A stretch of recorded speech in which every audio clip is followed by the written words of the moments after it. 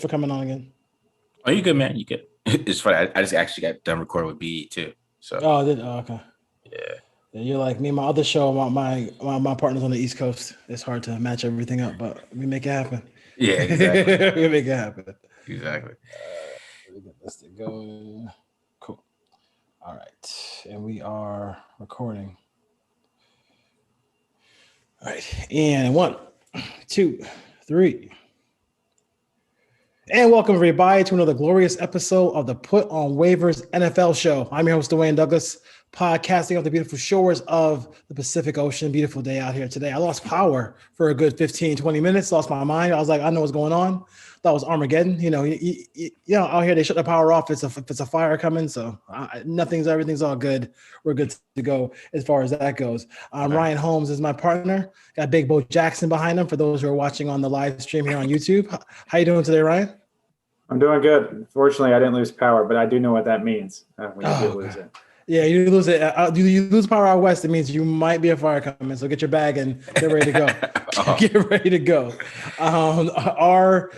RHOLM22 is Ryan's Twitter handle, and mine is RTPOW podcast. 858-429-9465 is our text line. We got some questions off that text line as well. And our guest today is usually it's a two-man crew, but we covered three. We got Gus Bradley coming. Coming in right here. Marcus Johnson from Tape Don't Lie. He and BD Williams do a great job with the draft and everything like that. Marcus, how you doing today? Great, man. Thanks for having me, guys. Appreciate it. And where can they find you on Twitter? At the Mark John NFL, at the Mark John, or you say the Mark John, whatever you want to say. Either one. Yeah, I like the Mark John, like the Mark John. like the Ohio State University, right? Yeah. I like that. Your case to be the Arizona State University. Exactly. We got some questions for you about the Raiders and what they did in this draft, and I'll have Ryan go first. Go ahead, Ryan. Yeah, Marcus, I know you do a lot of the offensive breakdown on the Tape Don't Lie. I had a couple of questions, kind of how the run game is going to transition. It looks like they're going to more to outside zone. How do Leatherwood? How does Andre James obviously is going to be a big part of this offense? And how do you think Kenyon Drake fits into this rotation with Jacobs? Like, what can we expect to see from the offensive line and running game? So it's interesting you brought in Kenyon Drake because the offensive line from every move they made, they want to go back to being the zone run team. And Rodney Hudson, Gabe Jackson, back when they had Kelechi, I mean, they're the big mauler, gonna gap run, power run you over, right? And that was a perfect fit for them. But Hudson and Gabe Jackson were never really true fits for Tom Cable's outside zone and what he really wanted to do. So it made sense for them to move on. Just Rodney Hudson was just so good to you had to wait till he declined to move on from him. You just couldn't move on from him early. Like if he moved on from him like in 2018 when he came in, Raider fans would have freaked out even worse than they did now. So you had to roll with him. Same with Gabe Jackson, would have freaked out. They had to roll with him as long as they could. At this point, they decided we're going to go outside zone, so we're going to move on from there. That's why I think John Simpson's going to play over Denzel Good, because I think Denzel Good's more of a gap guy. He's not really an outside zone guy either. You probably feel that way too, Ryan. So, but adding Leatherwood, who is an outside zone, wide zone tackle, run blocking dynamo, like that is what he does well. Like it is like his special talent is as an outside zone reach blocking. He has great reach block techniques. He cuts people off. He does everything great that you like, And Andre James, I have my questions about him, but he does fit the outside zone. He's an athletic guy. He's a lighter guy, athletic guy. He fits outside zone. So does Nick Martin, though. Nick Martin's definitely just a backup for him to even have that competition because he's an outside zone guy too. He can run that. He ran it in college in Notre Dame. He can run it and play center with that in the NFL. So I think they're moving towards the outside zone. But Kenyon Drake is not a zone runner though. He's kind of like how Devontae Booker was. He's very good at gap runs. So it's gonna be interesting to how they run the ball with Kenyon Drake.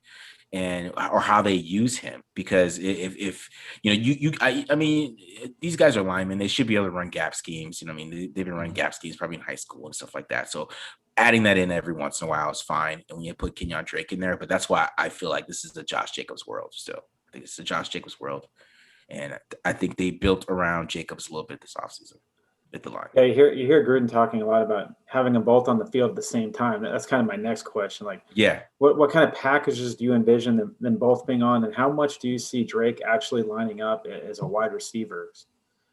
I see Drake lining up as a wide receiver uh, pretty often, right? I think they're going to try to use him how they wanted to use Lynn Bowden. You know, I think that's kind of that's what he wanted. Like if Kenyon Drake hit the market last year, I really feel like they probably would have gave him the same amount of money. I really feel like there's kind of some kind of love affair thing. You know, John Gruden falls in love with the guy.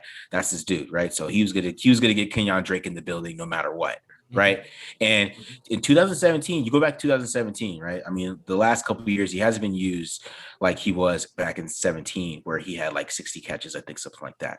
And he was used in a slot, and he was running wheels of the backfield. He was running, Texas routes and stuff like that. So I believe that's what John envisions of him, is that type of guy, because Cliff didn't have him block at all. Cliff really didn't, Cliff Kingsbury, sorry for the listeners. Cliff Kingsbury didn't really have him block, didn't really pass him the ball. They did that more with the backup. I think it's Chad Forbes. I can't think of right now at the top of my head, but the backup who he was more, Edmonds. That's what it is. It's Edmonds. Yeah, yes. Chase Edmonds. Chase Edmonds. That's who it is. Sorry about that. But yeah, he was more of the blocker. He got the passes and all that stuff. But in Miami, that was Kenyon Drake.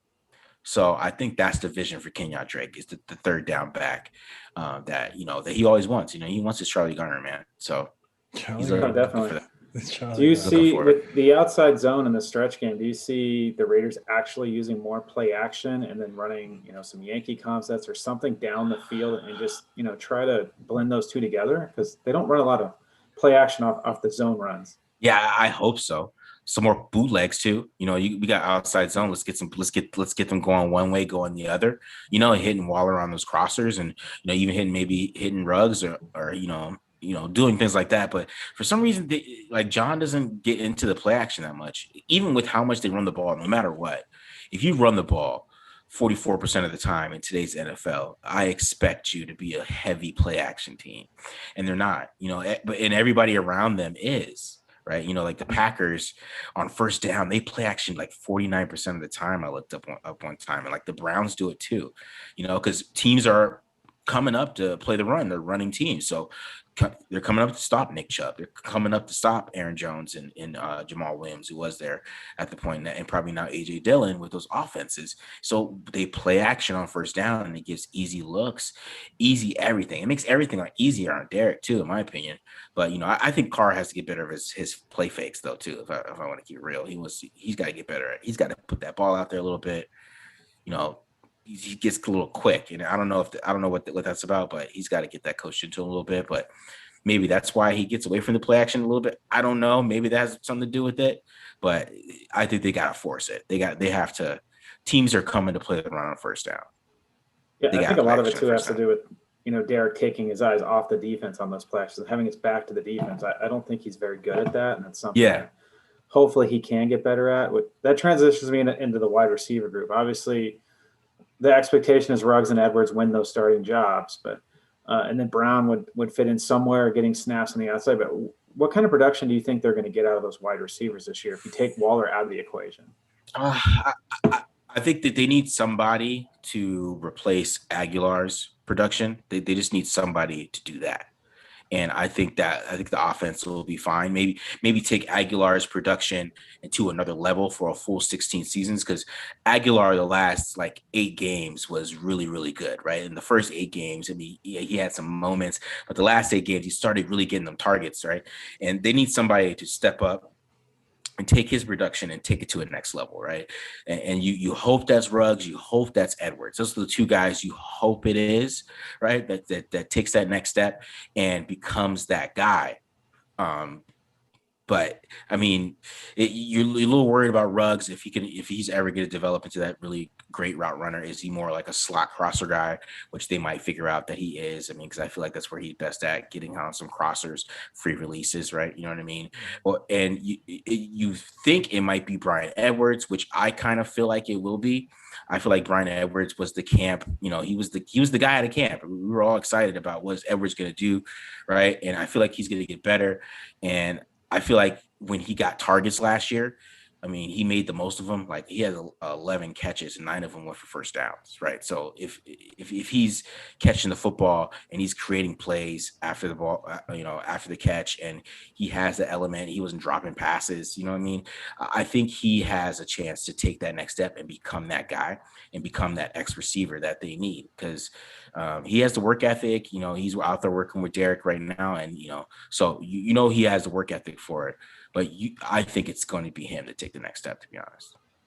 Yeah. No, I agree. He's the only X really on the roster. Like, yeah, he's going to have to. And I think I like the John Brown signing. I think it's under the radar for what they got him for and what he's going to bring to the offense. It was a great pick. Yeah, for sure. I want to see where they use John Brown, because I think he's better in the slot. I think he was forced to play X a little bit in Buffalo. And I think he's better where Bruce Arians used to play him. And let him go deep down the seam and eat a little bit. So yeah. The voice you hear and the man you see is Marcus Johnson from the Tape Don't Lie podcast, or the YouTube channel, mostly him and BD Williams. I'm going to flip back to the draft just a little bit. Okay. And I think you kind of sent everybody on back to the lab, I guess, to look at Buffalo tape, because when you talked about your sleeper show, that's when you brought up the name Malcolm Kuntz. What did you see from him when you were diving into the All 22 and all the tape and everything like that, to say, hey, this was somebody who Gus Bradley and John Gruden might like? The first thing I saw was his bend. I think he has some of the best bend in the draft. I think a lot of the top edge players that we saw this year, there wasn't the bendy guy wasn't in it. Queedy didn't have a lot of bend, but he was a little bit of a power rusher with a little bit of quickness. Phillips had pretty good bend, but it wasn't like the elite bend that you saw from like Brian Burns or something like that. And that's what Malcolm Kuntz has. Malcolm Kuntz has that bend. And I mean, that's the first thing I noticed. And that's the first thing that caught me off guard. I was like, whoa, that's some serious bend. He can corner to the quarterback. And, that's a scouting term. They say corner to the quarterback. And that's what he does best. And he has a lot of pass rush moves. So he's a pretty seasoned pass rusher.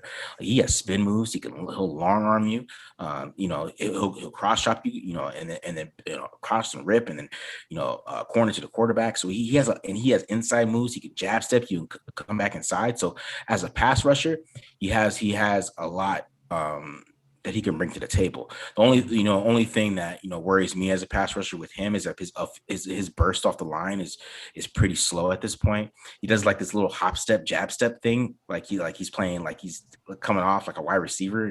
He's got to get that's not gonna work in the NFL. Just gonna be a tackle laughing at him, waiting for him to come and just punch him. So he has to get off the ball quicker. He can't just depend on his athleticism and just beating guys like it's a basketball game. He has to get off the line, and use his speed and corner to the quarterback. So he has to get better at his outfield burst. And of course, against a run, he's not really a run defender, right? He's more he can shoot gaps and stuff and penetrate, right? But he's not going to set the edge like you really want a defensive end. But with the fit thing, I'll go back to the fit. Sorry. He does fit the Leo profile. I mean, he's a smaller guy off the edge. I mean, I think he's around like 245 to 250 pounds.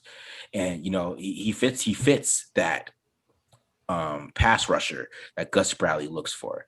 And he's the perfect, backup to Unique. So, if Unique went down, that was somebody that, you could feel more comfortable with coming in and maybe taking that spot, because he has the talent, and then he can go through the growing pains a little bit, of course, because he's a rookie, but you feel better with that depth, I think. Yeah. Divine Diablo, Tanner Muse, both college safeties, both moving to linebacker.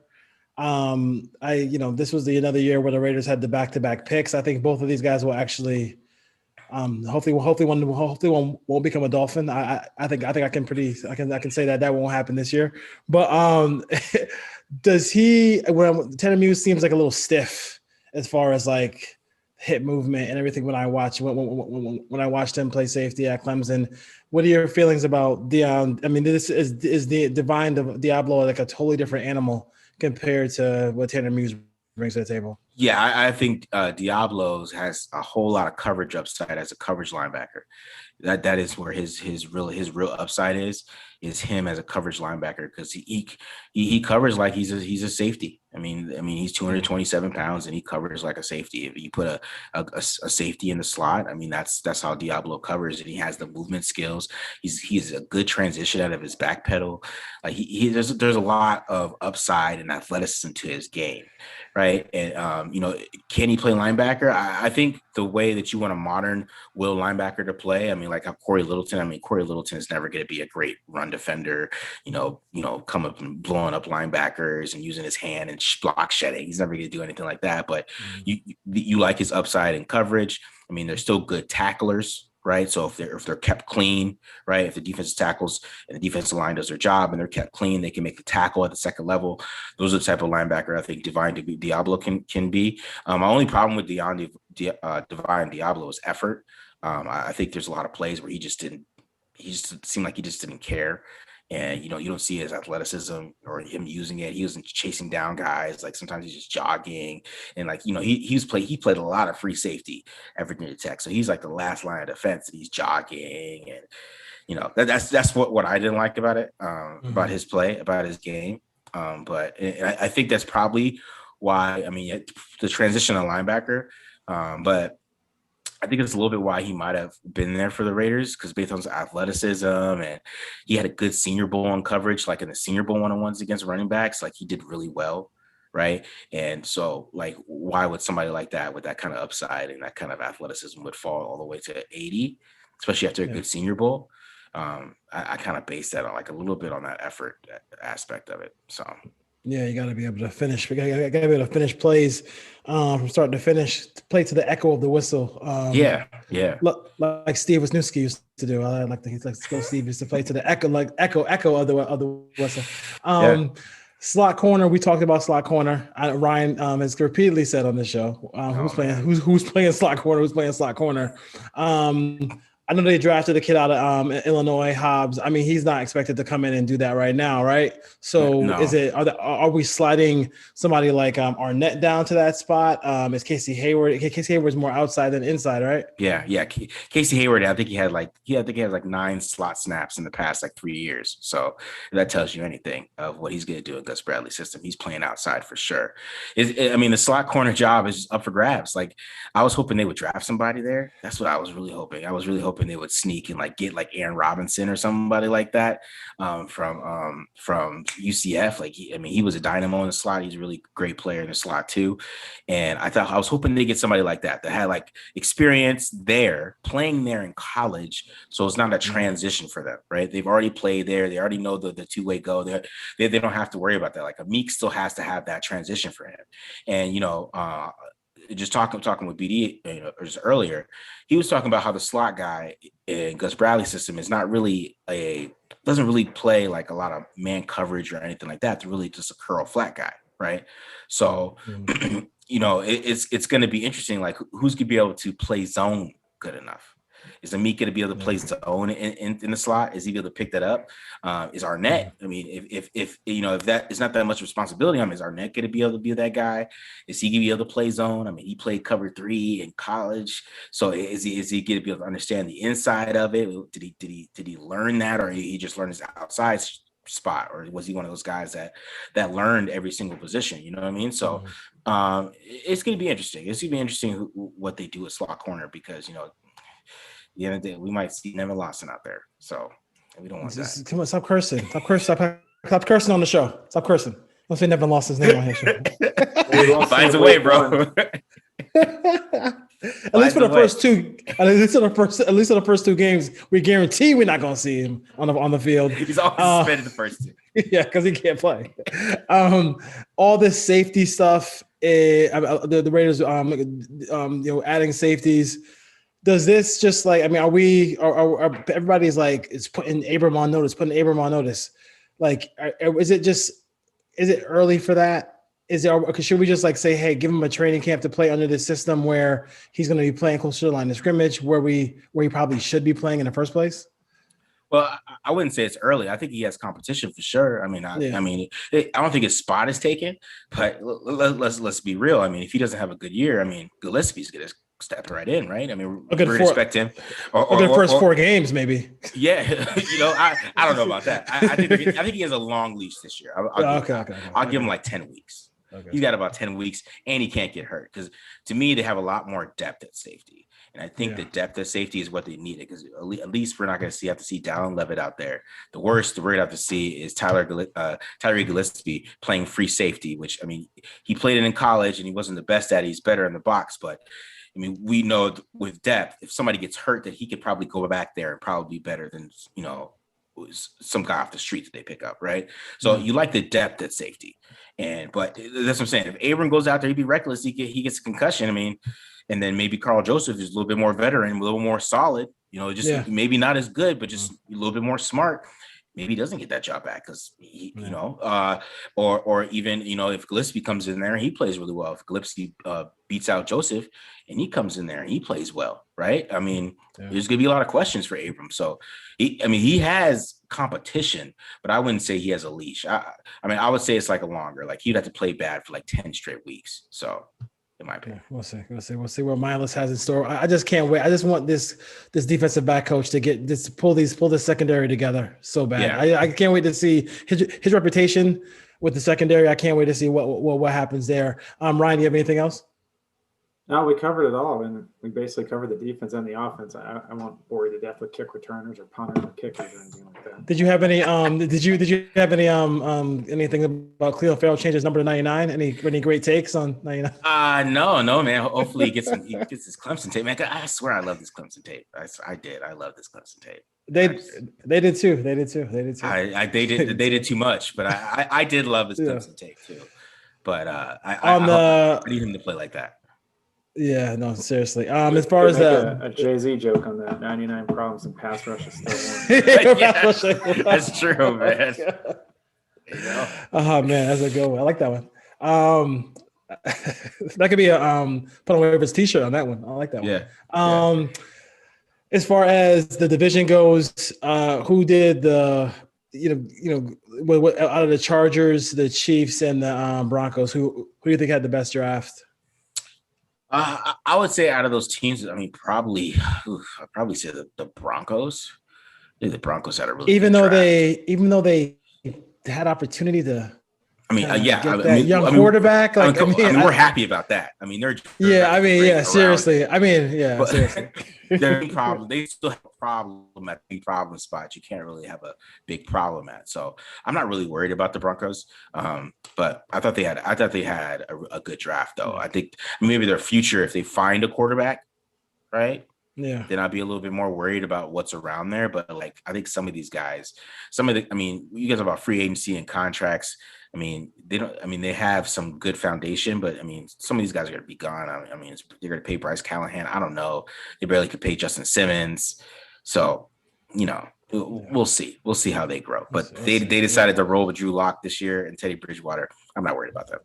Yeah, especially if I don't know how you look at yourself in the mirror if this kid goes to Chicago and plays great. I just don't know how they do that. That's crazy. The Chargers are the wild card. It all depends on if Justin Herbert takes another leap.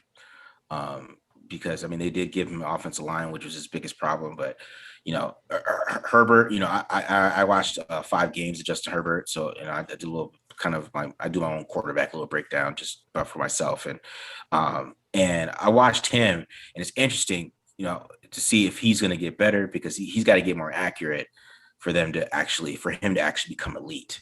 Right. And I think right now he's a good quarterback.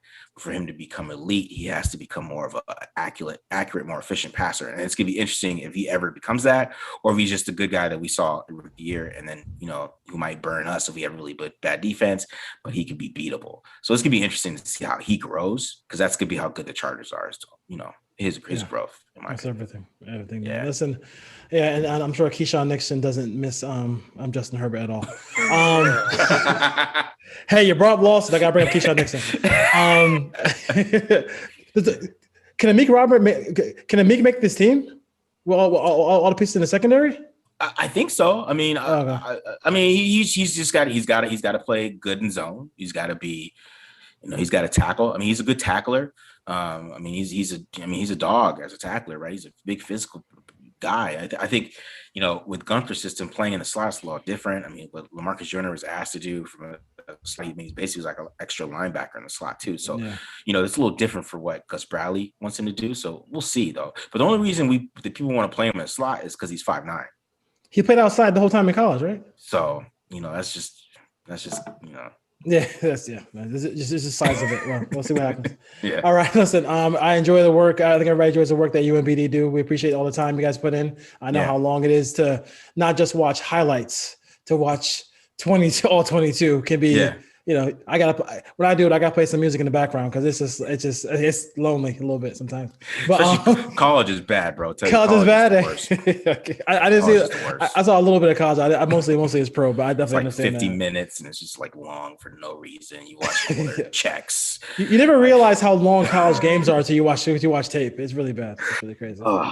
That's right. Yeah. All right, brother. Take care. And we'll talk to you next time. Yeah, and I appreciate you guys. I appreciate Ryan being because he has great questions. So I appreciate that, man. Yeah, no problem. No worries. Thanks for coming on. Thanks for coming on. Take care, brother. All right, man. Cool. All right, dude. Yeah. Like I said, I appreciate you guys, man. So yeah, we got him out of here. If I can get that.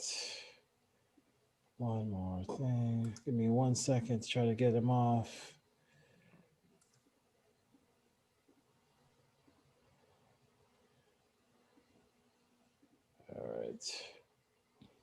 All right. Marcus Johnson from Tape Don't Lie, Raiders film channel. So even if you're just a football fan, it's a really good spot to pick up some football knowledge as well. So some stuff with him. Let's roll over to some AFC. Let's go AFC South little draft stuff here. Chris Ballard in the Colts. Let's see. They improved themselves here a little bit, I think. Kwity Paye was the pass rusher they kind of jumped on immediately. What are your thoughts about the Colts and what they did so far in this draft? I liked it. I thought their biggest need obviously was pass rush and offensive tackle. They signed Eric Fisher today, so he clears up some of that left tackle issue they had because they didn't draft one. So that was kind of the big concern coming out of the draft was how are they going to address the offensive line? They got Fisher. I know they paid him, I think it was $9 million, but they attacked the pass rush. They went Kwity Paye in the first round, who's an athletic guy that has the traits. The production's not quite there, but he's big and he's physical and he can run.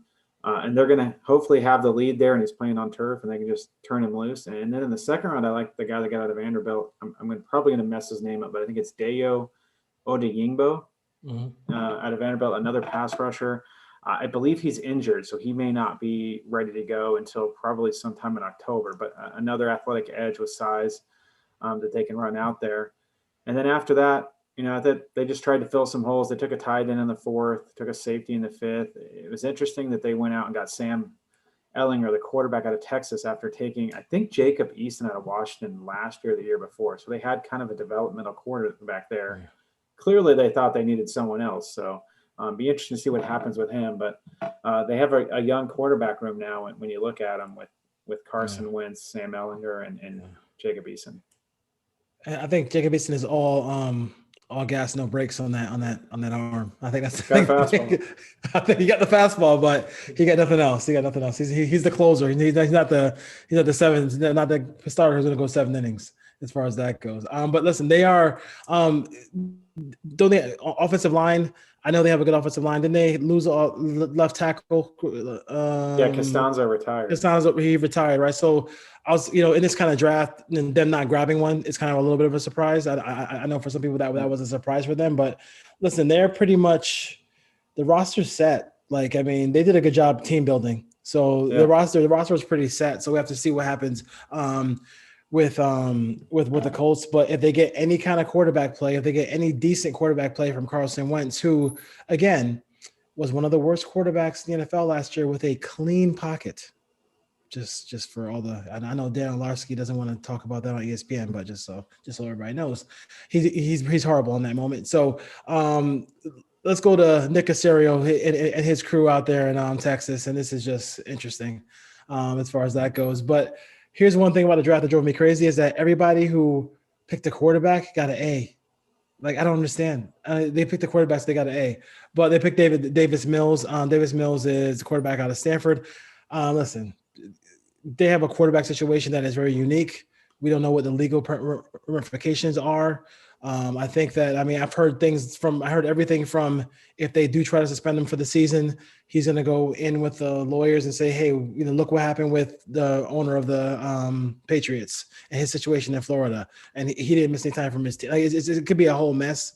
We'll see what happens. We'll see what happens with Deshaun Watson and everything like that. But the Laramie Tunsil trade is the gift that keeps on giving, as far as that goes. This team doesn't have picks for a while. Did they do anything to improve their football team here? No, if I had to give them a letter grade, I'd say D. My problem with the Davis Mills pick is they could have moved on from Watson if they wanted to earlier in the offseason, gotten 3 first-round picks and rebuilt this franchise. They chose not to. That looks could you imagine, though, if they moved on from him and then all this stuff came out? They'd look like geniuses. They would. But my issue is this. So they took Davis Mills in the 3rd round. They're probably going to roll with Tyrod Taylor this year, and they're probably going to finish up with a top 5 pick. It's not a good roster, and Davis Mills is going to be a wasted pick because if they end up in the top 5 next year, they're taking a quarterback. So I don't understand why they did that. They should have tried to find a piece, throw it on this roster, and Davis Mills, they're going to punt this draft pick unless they're smarter than everyone else, and he turns out to be a long-term starter there. It's a waste. I didn't really like Nico Collins in the 3rd. I don't really like any of the 5 guys they pick. So I'd put a D on this, and I thought they could have used some help at cornerback. That they didn't address that position, and like I said, the Davis Mills pick is mind-boggling to me. Yeah, it really makes no sense. The whole situation.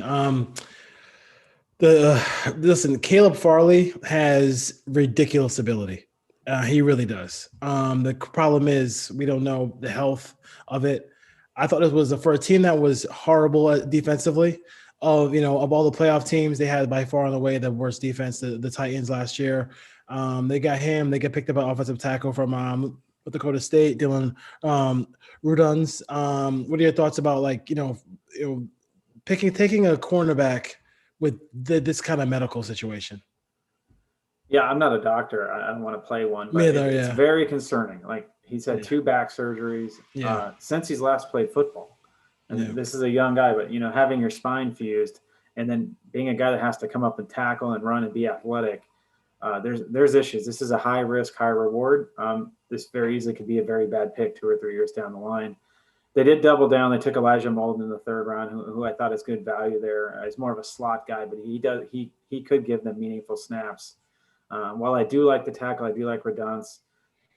Didn't really like much of the rest of the draft they did. Wasn't a Monty Rice fan. Rashard Weaver, clearly he had issues after the draft. I don't know if that's been cleared up or not, but he had some, I think it was assault charges that came up after the draft.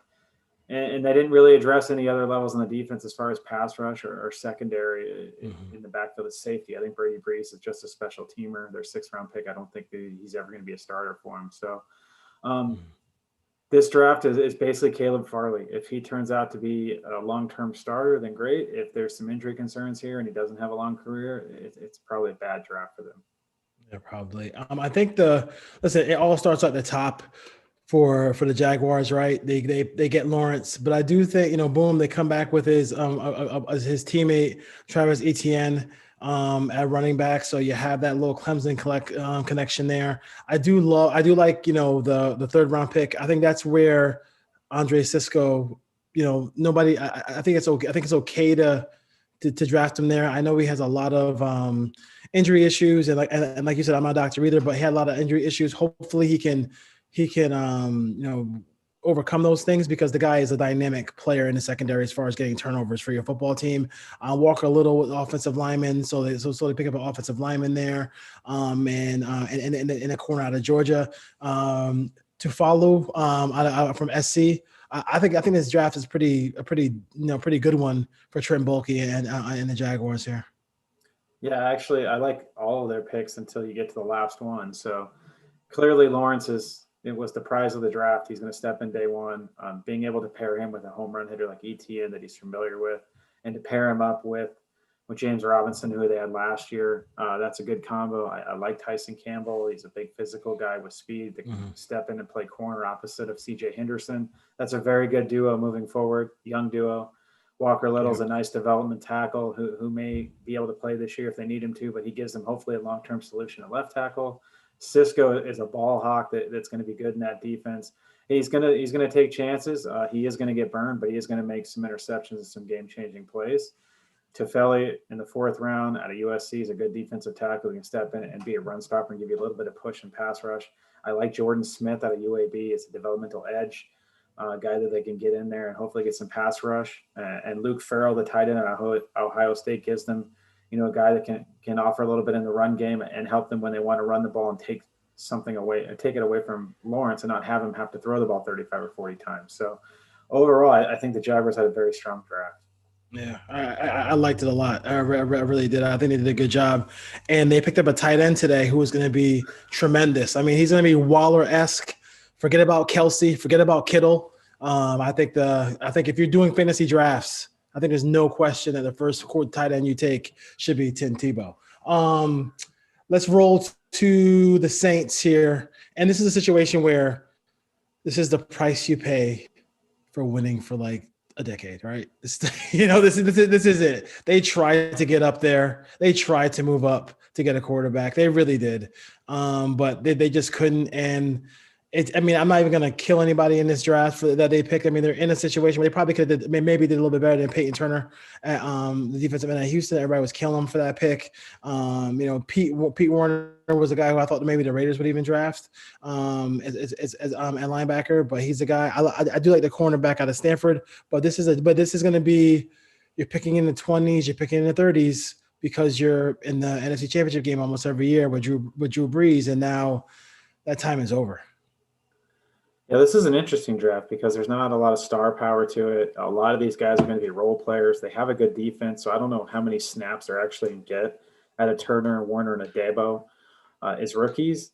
Adebo, to me, just feels like insurance in case they can't re-sign Marshawn Lattimore or they decide to move on from him for cap reasons. But overall, I didn't really like this draft. I thought they needed a wide receiver to play opposite Michael Thomas, losing Emmanuel Sanders hurts, losing Jared Cook hurts. And they didn't take a wide receiver till the 7th round, so they didn't really make an impact there. I thought they needed a corner that could come in and play. Hopefully that's Adebo. He would have been a first rounder last year had he come out, and this past year he didn't play and he fell to the 3rd round. Mm-hmm. And I thought they needed some depth at linebacker. Werner, to me, is more of a special teams guy. I don't think you want him being a starter or one of your two guys that's going to play in the nickel very much. And I thought they had a little bit of depth there. With the guys they already have on the roster. Demario Davis is going to play. The guy I can't remember his name from Florida with the long hair. It starts with an A. He's going to play. So I don't know how many snaps we're going to get from those guys. And Ian Book, to me, I'm not an Ian Book fan, so I don't think he's ever going to be the starter there. Yeah. So they took him in the 4th round. Hopefully he develops into a nice backup if he's ever your starting quarterback. And in this league in 2021 and beyond, where the quarterback is what drives your team, they're in trouble. So yeah, I didn't really like the draft. Yeah, and I just, listen, I like Jameis in college. I just don't, as far as the pro game goes, he'll give you that 350-yard passing game, but it's going to be filled with 3 touchdown passes and probably 3 interceptions. I threw a touchdown to the other team too. Yeah, he does. He does that once in a while, as you see. The Buccaneers are world champs. They go get Joe Tyron from Washington, outside linebacker, and they get Kyle Trask, which means they get an A because they took a quarterback. They get some offensive line help from Notre Dame. Notre Dame is kind of becoming a hub for offensive linemen in the National Football League. And then KJ Britt all those folks there. They're picking way down there, so they have the luxury of getting anything because the team is pretty much set. Most teams are not set the way their team is set. What are your thoughts about the Brady's Buccaneers here? Well, they returned all 22 starters, like you mentioned. So none of these guys are going to be expected to come in and play. Which so is these good are all for them. Developmental. Yeah, these are developmental picks. Joe Tyron, kind of a hybrid 3-4 outside linebacker that has some pass rush. He needs to add strength. He needs to do better against the run, but he can get to the quarterback. I don't expect him to play a ton as a rookie, but they're going to lose some of these defensive linemen in the next year or two. And you saw this year when they re-signed those 22 guys, they brought back a ton of guys. They didn't have cap room, so they pushed a lot of money into the future. So these guys are going to be expected to play probably 2 or 3 years down the line. Kyle Trask, I like the pick where they took him. I thought he was a second-round prospect. He's a big guy with a strong arm that could probably fit in Bruce Arians' system. My question would be when Brady retires, Arians is probably retiring too. So hopefully the next coach for them likes Kyle Trask or needs that kind of quarterback in their system. I don't know a lot about the offensive tackle they took from Notre Dame, but with this team, they don't need any of these guys to play meaningful snaps to go back. Nobody needs to play this year. I'll give them an incomplete for now. My concern looking at it is hopefully the next coach, Kyle Trask, fits the style of offense that he wants. Otherwise, it's going to be Joe Tyron or bust out of this draft. So we're going to go to a team where I absolutely, their first 4 picks are guys who I really like a lot. I think the Falcons did a great job. Terry Fontenot in this draft here. They stayed at 4.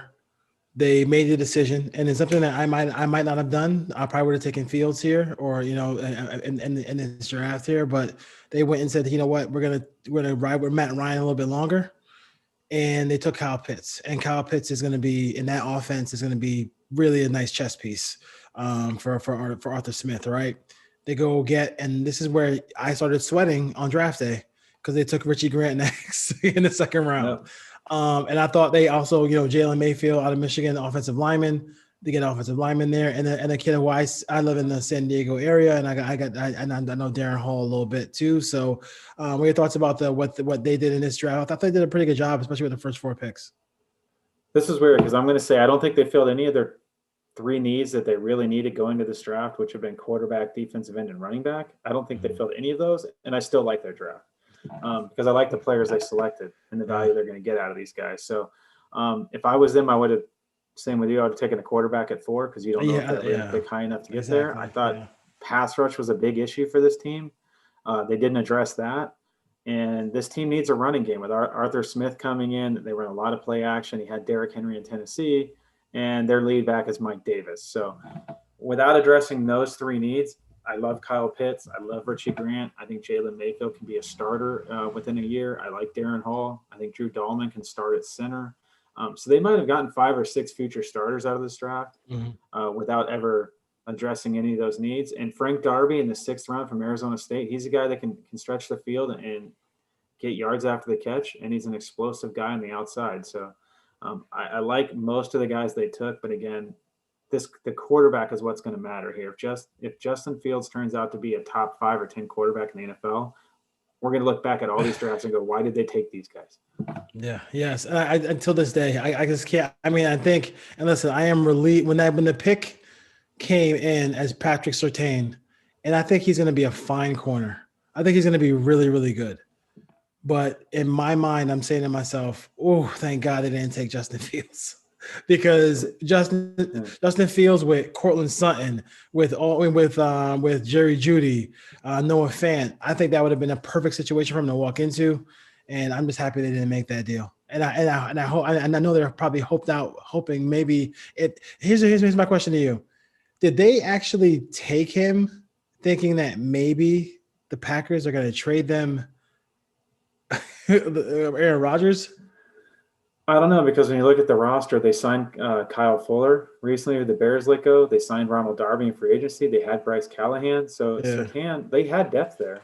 I mean, granted, those guys are probably on 1-year deals and they're going to be gone, but I pray that Aaron Rodgers does not end up in a Broncos uniform, because it's going to be a long, probably 5 years for Raiders fans moving forward, no matter who's on their roster, if those 3 other quarterbacks are in the division. For some reason, I'm completely 100% not worried about it because I just don't. The Packers are not. I mean, they've already put. They're not doing it. No, nobody's gonna be. It's all about money, and they're gonna pay him. So what's the big deal? Question from the text line: Casey Hayward. Does Casey Hayward make the team, or is he this year's Prince of Makamura? I think he makes the team. I think he makes a team, and I think he's starting on the outside. Starting. I think he's taking Arnett's job. He's a veteran. He's been in this system. He's not going to make mental mistakes. He's going to be where he needs to be, and the Raiders need that to turn the secondary around. They've invested a lot of capital, a lot of draft picks. I think we counted last week or the week before. I think they've spent 9 draft picks in the last 3 or 4 years in the top 4 rounds on secondary players, and clearly Gus Bradley didn't like the depth on this team or a lot of the young guys because I think Rasul Douglas is going to get playing time too. So that's going to push guys off this roster. Nixon, Lawson. I don't think Johnson makes this team. Robertson's a question mark, and they went out and drafted Hobbs as well. So, but to answer your question, Casey Hayward, yes, is making this team, and he's starting week 1 opposite Trayvon Mullen. And I do think that when you look at the situation where you have the guy on the top is Gus Bradley. You got Millis, who's pushing that secondary to its limits mentally and physically to make sure they're ready for the season. And then you have a guy like Hayward in the locker room saying, listen, if y'all do this, this, and this, because this, we can really be a good secondary. I think that it's like a 3-tier, like, hey, let's just do this the right way. This defense is it's simplistic, but you can if you dive in, you can play it really fast and you can make plays and you can get some interceptions, you can get some PBUs and hopefully get paid one day.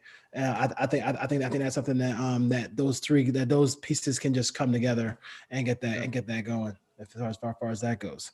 Next one would be what's the Washington football team going to do at quarterback? I don't know. What do you think they're going to do? They're going to watch Fitzmagic. Fitzmagic win some games he's not supposed to, and then lose games he's supposed to win, and they're going to finish probably 9-8 now that they're 17 games, 10-7 because of that defense, and they're going to fight for a wild card spot. No, that's about it. Next one would be is Rodgers' situation very similar to the situation with Russell Wilson and Watson? Do you expect him to get traded? No, I just don't. No. I honestly believe the Rodgers thing is about money too, because he's seeing these quarterbacks get these big deals. Yeah. He just won the MVP. He feels disrespected, and he's probably telling them, hey, pay me. I want $45 million a year. I'm the league MVP, and I beat out your boy Justin Love. Question. Or Jordan Love. Is Jordan Love, yeah. Good question. Is it? Are people talking out of their behind when they say that the Packers have not helped him at all, or do you think it's justified? Because my only question is, Gutekunst did help. I mean, yes, he's a huge part of it. But they did sign the Smith brothers. They signed the running back. They did put together a team that went to back-to-back NFC Championship Championship games. Do you feel like that's kind of overstated when everybody says, "Oh, they didn't give him any help," if you will? Yeah, I'm going to lean on that. I don't think they've given him enough. Obviously, Bakhtiari is the highest paid left tackle. They just paid Aaron Jones. Devontae Adams is there. Yeah. Robert Tonyan was an unknown without Aaron Rodgers. Who knows what Robert Tonyan is? It's probably a product of playing with Aaron Rodgers. But they haven't drafted a first-round wide receiver in 16 drafts. I know I saw this stuff going around on Twitter. Well, the Patriots didn't for Tom Brady, but Tom Brady also had an elite defense, basically his entire first 10 to 15 years with the Patriots. So I don't think they've done enough as far as giving him consistent weapons. I mean, if you look at the outside of Devontae Adams, he really hasn't had much there in terms of wide receivers. He has never had an elite running game until Jones got there. So I don't think they've done enough. Yeah. Last question we have for the Bears. When do you feel like Justin Fields will play?